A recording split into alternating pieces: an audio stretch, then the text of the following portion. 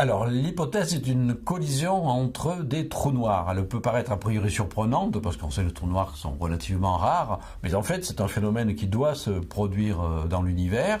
Je prends un exemple, les trous noirs géants qui sont au centre des galaxies.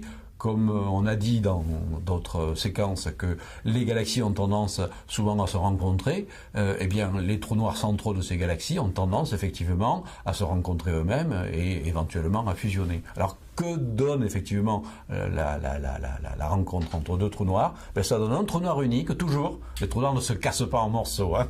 C'est irréversible une fois qu'on a formé trou noir.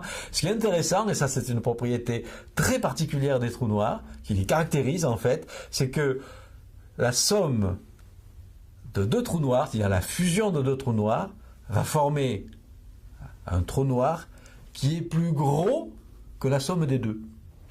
C'est étonnant parce qu'en général, vous mettez deux choses ensemble, il y a toujours une petite perte quelque part. Et bien avec les trous noirs, c'est l'inverse.